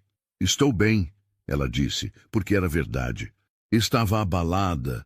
Havia partes da noite que iam precisar de tempo para assentar, mas estava bem no sentido fundamental. Estava inteira. O que havia sido dito sobre ela naquela mesa não havia mudado o que ela era, e essa era a diferença entre crueldade que destrói e crueldade que passa. Ele segurou a mão dela por um momento, não disse nada, depois foi embora. Naquela noite, Beatriz ficou muito tempo acordada no escuro do quarto, ouvindo o barulho da cidade, pelo qual havia aprendido a dormir, mas que naquela noite funcionava como fundo sonoro do pensamento, em vez de embalo do sono. Pensou nas palavras de Letícia, pensou nas 3 palavras de Rafael, pensou no cartão de Bernard na bolsa e no que ele havia representado. Não como oportunidade, mas como o gesto de alguém que havia escolhido vê-la como pessoa quando havia acabado de ser tratada como piada. Pensou pela primeira vez em muito tempo naquele medo que havia guardado com cuidado de ser projeto de alguém, de ser o detalhe pitoresco. e percebeu que Rafael havia respondido àquele medo naquela noite, não com palavras sobre o que ela significava para ele, mas com aquela instrução direta ao segurança que não tinha sido sobre ele mesmo, havia sido sobre ela. Pela primeira vez em meses, Beatriz dormiu sem verificar o celular antes de fechar os olhos. Os dias seguintes chegaram com aquela qualidade estranha dos dias depois de algo importante, onde a vida ordinária continua com sua consistência habitual, mas tudo parece levemente diferente, como se a luz tivesse mudado de ângulo em 1 ou 2 graus. O ateliê, a máquina de costura, a medicação da mãe, o café da manhã que ela preparava e que Dona Sônia tomava na mesa pequena da cozinha, com o tablet aberto nas novelas. Tudo estava igual. Ela estava diferente dentro de tudo que estava igual. Rafael ligou na manhã seguinte. Ela atendeu com a agulha na mão, literalmente, porque estava no meio de uma costura que não podia largar no ponto em que estava, e havia algo deliberadamente normal nisso que ela apreciou. A conversa foi curta. Ele havia dito que precisava conversar sobre o que havia acontecido no jantar. Ela havia dito que sabia. Ele havia perguntado quando. Ela havia dito no fim de semana. No sábado à tarde, eles foram à Avenida Paulista. Não havia razão específica para a Paulista, além do fato de que era o lugar em São Paulo onde as classes se misturavam com mais naturalidade do que em qualquer outro, onde o executivo e o ambulante e o estudante e o turista dividiam o mesmo calçadão com aquela democracia de espaço que a cidade raramente oferecia. Beatriz gostava da Paulista por isso. Rafael havia dito que nunca a havia experimentado dessa forma, caminhando, sem destino de reunião, e que era diferente do que ele pensava que seria. Eles caminharam por um tempo antes de encontrarem um banco livre de frente para o MASP, aquela arquitetura suspensa no ar que ainda surpreendia mesmo para quem via com frequência, e sentaram. Havia um músico a uns 20 metros tocando violão com aquela competência de quem aprendeu no instrumento tudo que instrumento tem a ensinar, e a melodia chegava misturada com o barulho da cidade, de forma que era mais textura do que música, mais presença do que performance. Eu precisava te dizer, Rafael começou, com aquela voz das coisas que ele havia pensado antes de dizer, que eu não sabia do plano delas quando o Maurício me indicou você. Isso precisa estar claro. Está claro, Beatriz disse. E que o que Letícia disse naquela mesa não muda nada do que eu penso sobre o que estamos construindo.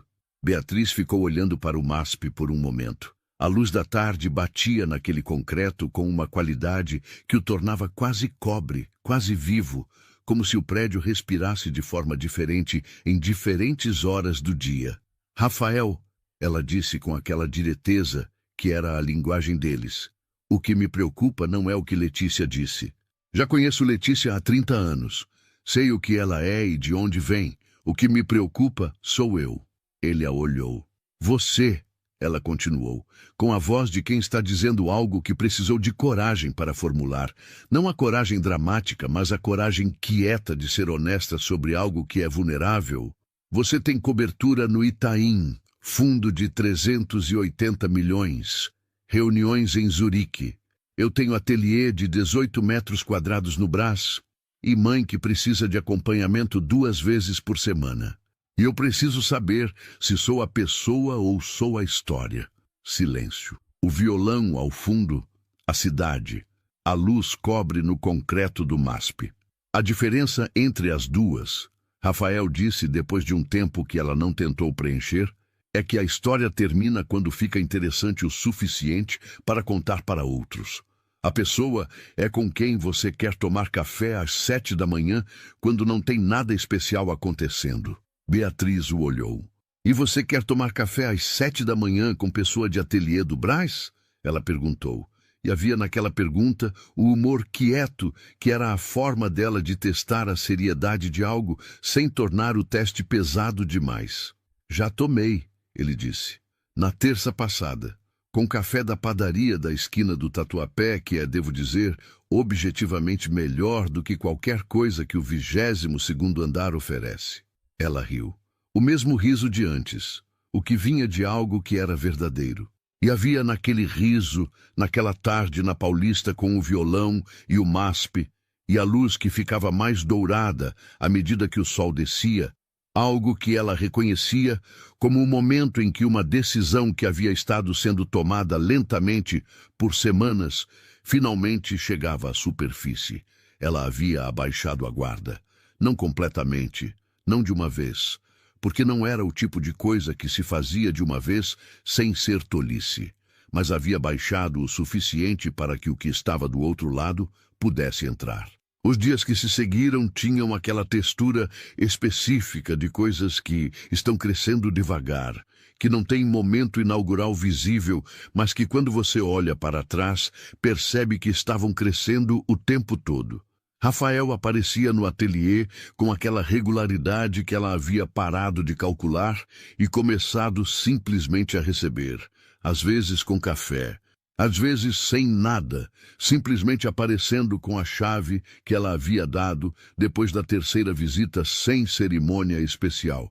Apenas entregado porque era prático e porque havia naquele gesto prático algo que dizia mais do que qualquer declaração que ela poderia ter feito.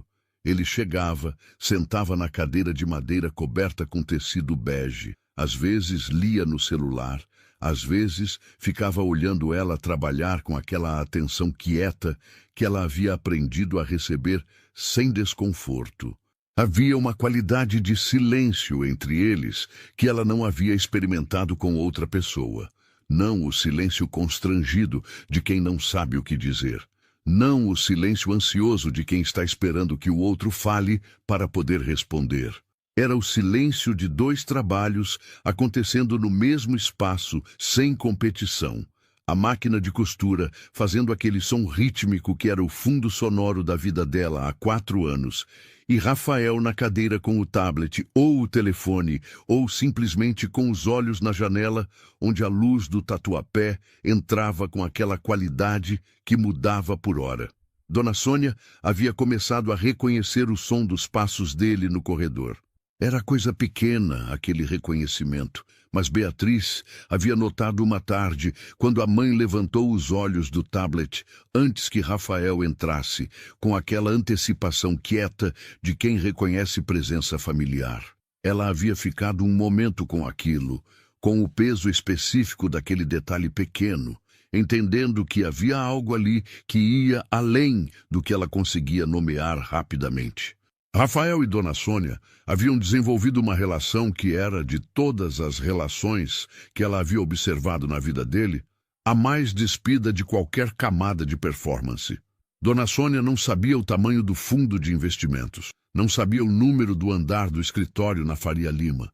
Sabia que o rapaz que vinha tomar café trazia pão de queijo da padaria da esquina porque havia perguntado uma vez o que ela gostava e não havia esquecido.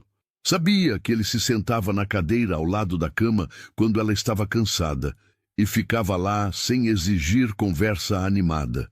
Sabia que quando ela falava sobre o marido que havia morrido há 12 anos, Rafael ouvia com aquela atenção que não tentava consertar a saudade, mas que ficava com ela no espaço onde a saudade existia.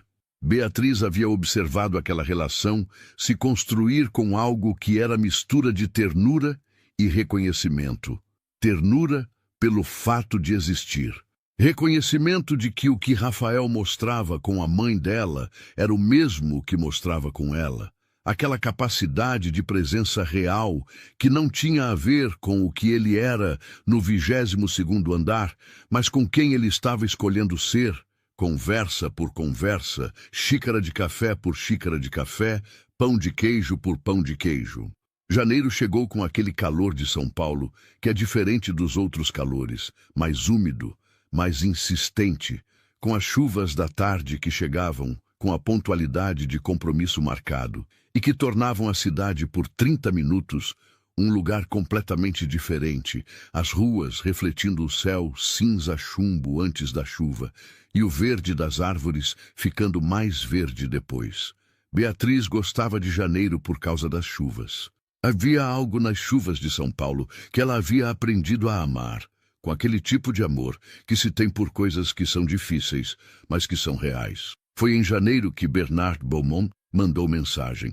O sócio francês havia guardado o contato dela com aquela seriedade europeia de quem não troca cartão como cortesia vazia, mas como compromisso de usar. A mensagem havia chegado numa tarde de quinta-feira. Beatriz, no ateliê com os fones de ouvido e a máquina fazendo aquele barulho que ela havia aprendido a ignorar quando precisava pensar em outras coisas. E era uma mensagem em inglês, direta e específica, sobre uma compradora italiana chamada Giulia Marchetti, que estava em São Paulo por 2 semanas procurando fornecedoras artesanais brasileiras para a coleção cápsula que a casa de moda Bianchi estava desenvolvendo para a temporada seguinte. Beatriz havia lido a mensagem 3 vezes. Havia ficado com o celular na mão por um momento, ouvindo a máquina de costura e sentindo aquela mistura específica de reconhecimento e vertigem que acontece quando algo que você sempre soube que poderia existir de repente existe de verdade diante de você. Havia colocado o celular na mesa, terminado a costura que estava fazendo, porque havia aprendido que não terminava trabalho no meio por nenhum motivo que não fosse emergência real. E então havia pegado o celular de volta e respondido a Bernard em inglês, preciso e profissional que sim, ela estaria disponível para conversar com a compradora italiana. Havia dito para Rafael naquela noite. Ele havia ficado quieto por um momento que ela já sabia interpretar. Não o silêncio de quem não tem nada a dizer, mas o silêncio de quem está processando antes de falar. Depois havia dito que havia apresentado o contato de Bernard a Beatriz, porque havia achado que ela merecia que o mundo visse o que ele havia visto no jantar do Fasano. Ela havia ficado quieta por sua vez. Havia algo naquilo que era importante nomear corretamente. Você apresentou o contato, ela disse. Eu vou ter que mostrar o trabalho. Eu sei, ele disse. É por isso que funcionou. Ela havia entendido o que ele quis dizer. Ele não havia aberto porta para colocar ela dentro. Havia apresentado uma janela para que ela mostrasse o que já tinha. A diferença era fundamental. Era exatamente a diferença entre ser salva e ser reconhecida, e era aquela diferença que tornava o que estava acontecendo entre eles real em vez de narrativa de resgate. O encontro com Giulia Marchetti aconteceu numa tarde de terça-feira, num café na Vila Madalena, que Beatriz havia escolhido porque conhecia bem, e porque havia naquele café uma qualidade de luz que tornava as coisas mais nítidas sem ser artificial. Giulia havia chegado com 5 minutos de antecedência, o que Beatriz havia interpretado como sinal de que era a pessoa que levava a própria agenda a sério, e havia sentado com aquela postura de mulher de negócios italiana que tem confiança em si mesma, de forma tão incorporada que nem parece confiança. Parece simplesmente a forma que ela ocupa o espaço. Beatriz havia levado amostras. Não todas as amostras que tinha. As que escolheu com cuidado na noite anterior, passando 3 horas no ateliê, reorganizando o que havia e decidindo o que representava melhor o que ela fazia e por quê. Havia levado o algodão egípcio que havia conseguido do fornecedor de confiança, a peça autoral, que havia vendido na última feira do Brás. E que era, ela sabia, o melhor exemplo do que seu trabalho podia ser quando tinha material e tempo adequados. E 2 protótipos que havia desenvolvido em novembro, que não havia mostrado para ninguém ainda, porque não havia acabado de decidir se estavam prontos. Giulia havia pegado cada peça com as mãos de quem entende tecido, aquele toque profissional que vai direto para a textura e o caimento, e havia ficado muito quieta por um tempo que Beatriz havia deixado ser quieto sem tentar preencher com explicações. Quando Giulia falou, havia falado em inglês com sotaque que tornava o idioma completamente outro, e havia feito perguntas que eram... Beatriz percebeu com aquele reconhecimento de quem encontra par intelectual, inesperadamente, as perguntas certas. sobre fornecimento, sobre escalabilidade sem perda de qualidade, sobre o que era negociável e o que não era. A reunião havia durado 2 horas e meia. Ao final, Julia havia dito que levaria as amostras para Milão na semana seguinte e que voltaria com proposta concreta. Havia dado o cartão com o endereço da Bianchi em Milão e havia dito, com aquela direteza italiana que Beatriz havia reconhecido como forma de respeito, que o trabalho era excepcional e que a Casa Bianchi não fazia parceria com trabalho que não era excepcional. Beatriz havia saído do café na Vila Madalena com aquela qualidade de tarde de janeiro em São Paulo, úmida e luminosa ao mesmo tempo, e havia ficado na calçada por um momento, sentindo o calor no rosto e o barulho da cidade ao redor, e aquela sensação que não tinha nome exato, mas que era alguma coisa parecida com o futuro, ficando mais real do que era antes. Havia ligado para Rafael. Ele havia atendido no segundo toque. Como foi? Ele perguntou. Ela levou as amostras para Milão, Beatriz disse. Silêncio de um segundo. Depois, eu sabia. Você não podia saber. Podia, ele disse, com aquele tom que era, ao mesmo tempo, certeza e afeto. Vi o trabalho. Vi você. Sabia. Ela havia ficado na calçada da Vila Madalena por mais um momento, com o celular no ouvido e o barulho da cidade e aquela sensação de futuro real, e havia pensado que havia uma forma de ser visto que era diferente de todas as outras formas, a forma em que alguém vê o que você faz com a mesma atenção com que vê quem você é, sem separação entre as duas coisas, sem hierarquia entre elas. Pela primeira vez em anos, ela havia sentido que o tamanho do ateliê não era limitação, era ponto de partida. A proposta de Julia chegou em fevereiro. Coleção cápsula de 12 peças, materiais fornecidos parcialmente pela Bianchi, produção inteiramente de Beatriz, prazo de 4 meses, valor que ela havia lido e relido porque o número parecia real, mas o tamanho dele ainda precisava de tempo para assentar. Era mais do que ela havia faturado no ano anterior inteiro. Era o tipo de número que muda o tamanho das possibilidades sem mudar o que você é, e havia algo naquele detalhe que era importante para ela. O número não a tornava outra pessoa, tornava mais possível ser completamente a pessoa que já era. Ela havia assinado o contrato numa tarde de fevereiro, com a chuva batendo na janela do ateliê e Dona Sônia dormindo no quarto e Rafael sentado na cadeira de madeira lendo no tablet. E havia algo naquela configuração específica, naquele arranjo de pessoas, e chuva e máquina de costura, e contrato sobre a mesa, que ela havia sentido como real de uma forma que nenhum cenário grandioso conseguiria replicar. Era real, porque era simples. Era simples, porque era verdadeiro. Naquela noite, eles haviam jantado na cozinha do Tatuapé.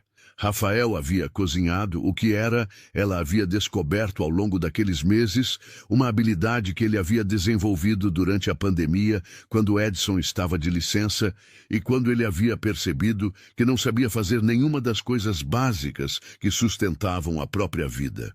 Havia aprendido a fazer macarrão ao alho e óleo primeiro, porque era simples, e depois havia expandido com aquela metodologia sistemática que aplicava a problemas novos. O jantar daquela noite havia sido frango com limão siciliano e ervas frescas que ele havia comprado na feira da manhã. O aroma se espalhando pelo apartamento pequeno, com aquela densidade de comida feita em casa que é completamente diferente do aroma de restaurante, mais íntimo, mais específico, mais do lugar. Dona Sônia havia comido à mesa com eles o que havia sido, ao longo daqueles meses, tornando-se ritual de frequência crescente. Havia algo na forma como a mãe olhava para os dois que Beatriz não tentava analisar demais, mas que reconhecia como aprovação do tipo que não precisa de palavras porque vai além das palavras. Aprovação de quem viu a filha trabalhar durante anos sem ser completamente vista e que estava agora vendo que alguém havia. Depois do jantar, Dona Sônia havia ido para o quarto com o tablet e o volume baixo das novelas, e eles haviam ficado na cozinha lavando a louça lado a lado, com aquela divisão de tarefa que havia se estabelecido naturalmente. Beatriz lavando, Rafael enxugando, o som da água e das xícaras no fundo do barulho da cidade lá fora. Havia algo naquela atividade específica, naquela coisa mais prosaica do mundo, que ela havia pensado ser o tipo de coisa que não aparece em nenhum dos roteiros que as pessoas contam sobre amor, mas que é onde o amor realmente existe ou não existe. Não nos momentos grandes, nos momentos de louça lavada de segunda-feira. Beatriz, ele disse, e ela reconheceu pelo tom que era uma das frases que ele havia pensado antes de dizer. Ela continuou lavando. Sim. Eu quero que você saiba que o ateliê nunca foi problema para mim. Ela virou para olhar para ele. Ele estava com o pano de prato na mão e aquela expressão honesta que tinha quando dizia coisas que havia ensaiado porque eram importantes demais para serem improvisadas. Eu sei, ela disse. Eu sei que você sabe, ele continuou, mas quero dizer de outra forma. Quando falei com Bernard sobre seu trabalho, não foi porque queria resolver algo para você. Foi porque queria que ele visse o que eu estava vendo. Era sobre o trabalho. Era sobre você. Não era sobre consertar nenhuma equação. Beatriz ficou quieta por um momento. Havia algo naquilo que chegava diretamente àquele medo que havia guardado com cuidado durante meses. O medo de ser projeto, de ser história, de ser o detalhe pitoresco na trajetória de outra pessoa. E havia algo em como ele havia dito aquilo que desfazia o medo, não porque o argumentava contra, mas porque era exatamente a linguagem certa. Era sobre o trabalho, era sobre ela, não era sobre consertar equação. Eu sei, ela disse de novo, mas desta vez havia uma camada diferente no como ela disse, uma abertura que não havia estado ali antes com aquela completude. E eu precisava ouvir assim. Ele assentiu. Continuaram lavando a louça. Havia algo naquela cena específica, 2 adultos lavando louça numa cozinha de 32 metros quadrados no Tatuapé, depois de jantar frango com limão siciliano, enquanto Dona Sônia assistia a novela no quarto, que era completamente ordinária e completamente extraordinária ao mesmo tempo, da forma que as coisas reais são, quando você tem atenção suficiente para perceber que são reais. Semanas depois, numa tarde de março que chegou com aquela qualidade de fim de verão paulistano, onde o calor começa a ceder nas pontas, mas ainda insiste no meio do dia, Beatriz estava no ateliê, trabalhando na primeira peça da coleção para a Bianchi, quando o celular tocou. Não era Rafael, não era Júlia, era Letícia. Ela havia ficado com o celular na mão por um momento, olhando o nome na tela, sentindo aquela mistura particular que o nome da irmã ainda produzia nela. Não mais o peso antigo que produzia antes do jantar do Grand Hyatt, mas ainda algo, ainda aquela complexidade que 30 anos de história entre 2 pessoas cria e que não some simplesmente porque uma situação muda. Havia atendido. Letícia havia falado por 4 minutos sem interrupção. Havia dito que havia visto a notícia sobre a parceria com a Bianchi, que havia saído numa coluna de moda que cobria colaborações artesanais brasileiras com casas europeias. Havia dito que não havia esperado. Havia ficado em silêncio por um momento que Beatriz havia deixado ser silêncio. E então havia dito com aquela voz que Beatriz reconhecia como a voz de Letícia, quando não estava performando para ninguém, a voz menor e mais honesta que existia embaixo da outra. Eu fiz uma coisa muito errada. Beatriz havia ouvido aquilo. Havia ficado com ele por um momento, com o peso específico daquelas palavras ditas com aquela voz, entendendo que havia nelas o máximo que Letícia conseguia dar naquele momento e que exigir mais do que aquilo seria exigir de alguém o que aquela pessoa não tinha ainda como oferecer. Havia respondido com aquela precisão que era a linguagem dela. Eu sei, disse. E depois, porque era verdade, ainda estamos aqui. Não era perdão completo. Não era absolvição. Era reconhecimento de que 30 anos de história entre irmãs era coisa que existia antes e além de qualquer evento específico, que era possível que alguém fizesse coisa muito errada e que as pessoas ainda estivessem ali depois, não sem cicatriz, mas ali, presentes, disponíveis para o que vinha a seguir com a honestidade de quem não finge que nada aconteceu, mas que também não deixa o que aconteceu ser a última palavra. Letícia havia ficado em silêncio por um momento e depois havia dito tudo bem com aquela voz pequena. Haviam desligado. Beatriz havia ficado com o celular na mão mais um momento, olhando para a peça que estava costurando, a primeira da coleção, aquele azul petróleo que Júlia havia escolhido como cor âncora da cápsula e que Beatriz havia começado a trabalhar com aquele cuidado específico que reservava para coisas que importavam de verdade. Havia voltado a costurar. Março foi passando com aquela velocidade específica dos meses em que muita coisa acontece ao mesmo tempo, mas de forma suficientemente gradual que você não percebe o quanto mudou, até parar e olhar para o ponto onde estava antes. O ateliê havia mudado, não de tamanho. Ainda 18 metros quadrados no Brás, com a mesa de corte dobrável e as araras organizadas por tipo de tecido e as caixas de linha na estante branca que ela mesma havia pintado. Mas havia mudado na qualidade do que acontecia dentro dele, nas peças sobre a mesa, nos materiais que chegavam agora do fornecedor que a Bianchi havia indicado, um atacadista de São Paulo que importava direto da Itália e que tinha aquele linho e aquele algodão que Beatriz havia passado 4 anos tentando encontrar no Brás, sem conseguir de forma consistente. Ela havia contratado uma ajudante em fevereiro, não porque precisava de companhia, porque havia chegado ao ponto onde o volume de trabalho ultrapassava o que seus braços e as horas do dia conseguiam comportar sem que a qualidade cedesse, e havia aprendido com os 300 metros de malha que viraram lixo, que qualidade não era variável, que se negociava.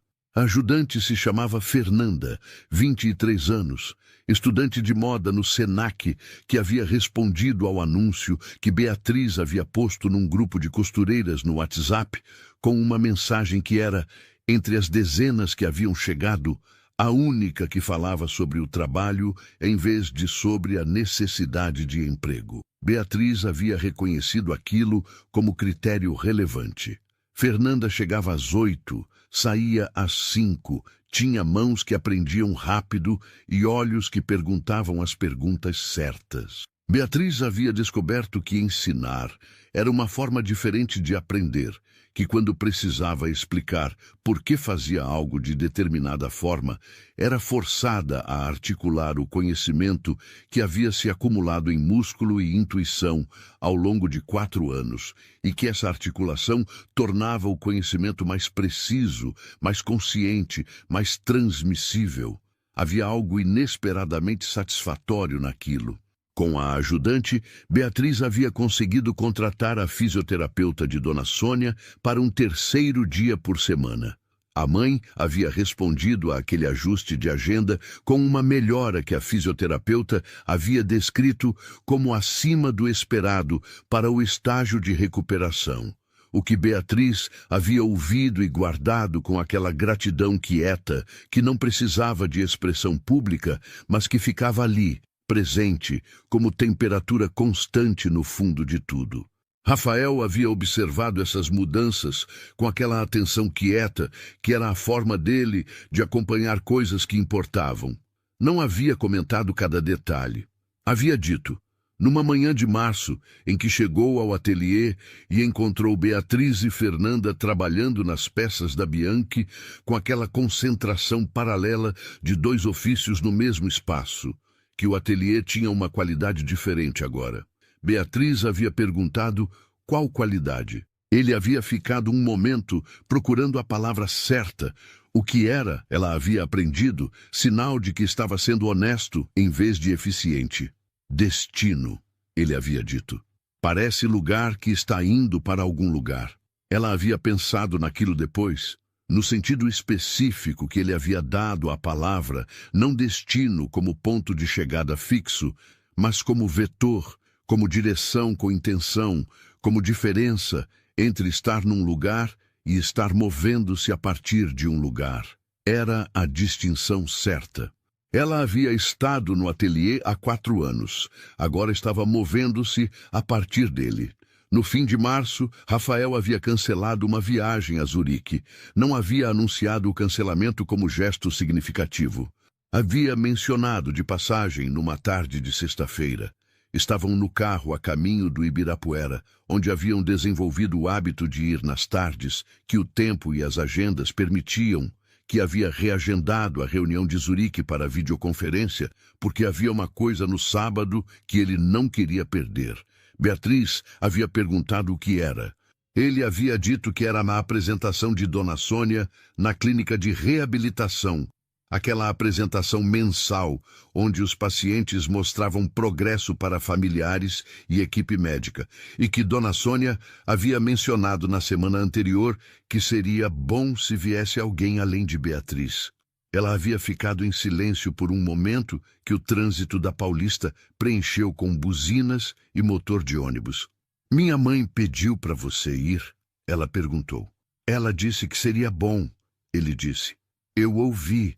Havia uma diferença entre as duas coisas, e ela a reconheceu imediatamente. Dona Sônia não havia pedido diretamente, porque Dona Sônia ainda tinha aquela dificuldade específica que o AVC havia deixado de fazer pedidos diretos quando envolvia algo que importava muito, como se o quanto algo importava tornasse a frase mais difícil de completar. Havia dito que seria bom. Rafael havia ouvido o que estava embaixo da frase. A apresentação havia sido num sábado de manhã, numa sala da clínica com cadeiras plásticas dispostas em fileiras e uma mesa na frente onde os pacientes ficavam quando era sua vez. E havia um projetor que mostrava fotos do progresso de cada um ao longo do período, e uma fonoaudióloga que mediava com aquela gentileza profissional de quem faz aquele trabalho com vocação real. Rafael havia sentado ao lado de Beatriz, na segunda fileira. Havia chegado com pão de queijo que havia comprado na padaria da esquina do Tatuapé, porque sabia que Dona Sônia gostava e que o lanche servido na clínica era sempre o mesmo biscoito de maisena que a mãe comia por educação, mas sem entusiasmo. Quando Dona Sônia havia subido à mesa, havia olhado para a fileira onde estavam os dois antes de começar a falar. Havia algo no rosto dela naquele momento, naquele olhar de 2 segundos que Beatriz havia levado para dentro com aquela delicadeza que se reserva para coisas frágeis e preciosas. Havia ali uma completude, a presença de 2 pessoas que a mãe amava de formas diferentes, mas com a mesma solidez, presentes num sábado de manhã em cadeira plástica de clínica de reabilitação, porque haviam escolhido estar.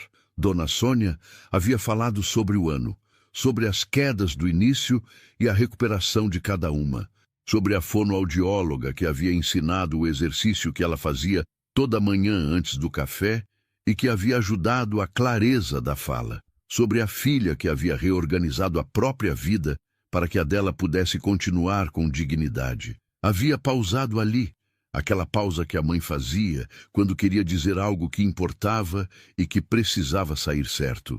E havia dito, com aquela voz que tinha aquela cadência levemente arrastada, que era agora simplesmente a voz de Dona Sônia, tão familiar quanto qualquer outra coisa. E sobre o rapaz que traz pão de queijo e que ouve quando eu falo sobre meu marido sem ficar com pena. Só ouve. Isso é raro. Rafael havia ficado muito quieto ao lado de Beatriz. Ela havia olhado para ele de soslaio e havia visto algo na expressão dele que era difícil de nomear. Não era emoção contida no sentido de alguém segurando o que sente. Era mais como alguém que foi tocado de uma forma que não esperava e que está processando o toque antes de saber o que fazer com ele. Ela havia colocado a mão sobre a dele sem olhar para ele. Uma vez, 1 segundo. Ele havia virado a mão e segurado a dela, e eles haviam ficado assim, mão na mão, enquanto a fonoaudióloga passava para o próximo paciente. Abril chegou com aquele tempo de transição que São Paulo tem, entre o verão e o inverno, onde você não sabe se vai precisar de casaco ou não, e acaba levando os dois. E com o prazo da entrega da primeira peça para Júlia se aproximando com aquela concretude que prazos reais têm, quando você sabe exatamente o que precisa fazer para cumpri-los, e sabe também que o trabalho é bom. Beatriz havia trabalhado as últimas 3 semanas com aquela intensidade focada que era diferente da intensidade ansiosa dos anos anteriores, quando trabalhava duro por necessidade e medo misturados. Esta era intensidade com propósito.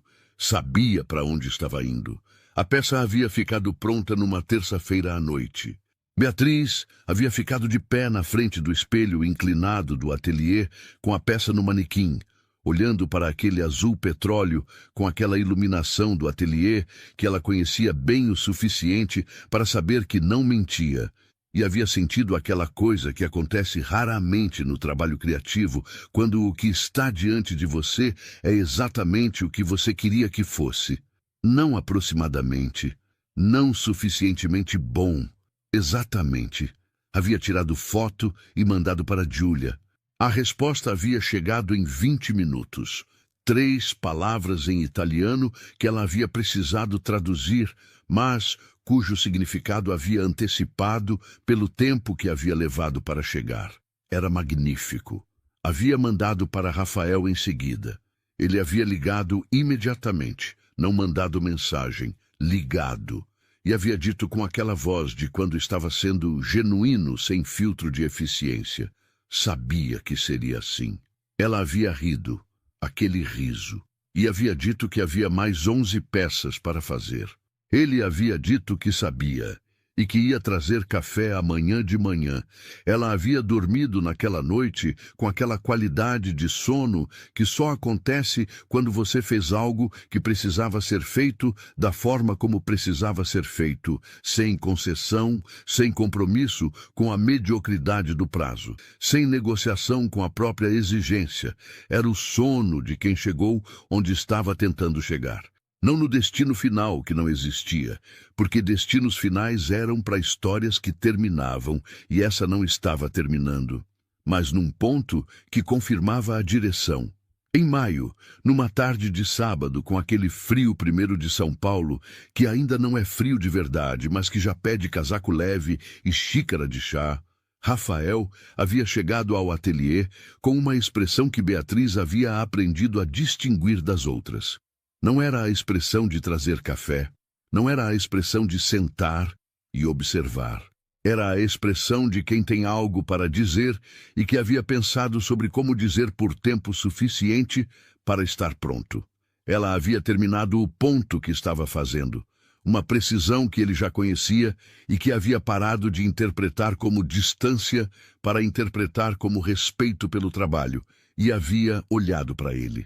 Ele havia dito que havia recusado um evento em Nova York em julho. Congresso de investidores. O tipo de evento que estava no calendário fixo há 4 anos. Presença esperada e quase obrigatória pelo peso do que significava para os relacionamentos internacionais da Drummond Capital. Havia recusado porque julho era o mês da entrega final da coleção para a Bianchi, e ele queria estar em São Paulo. Não para ajudar, havia deixado claro, porque ela não precisava de ajuda. O trabalho era dela, e ela sabia o que estava fazendo. Queria estar em São Paulo, porque queria estar onde ela estava. Beatriz havia ficado olhando para ele por um momento, com aquela expressão que ele ainda às vezes não conseguia ler completamente. Aquela profundidade dos olhos castanhos, que processava rápido, mas que revelava devagar.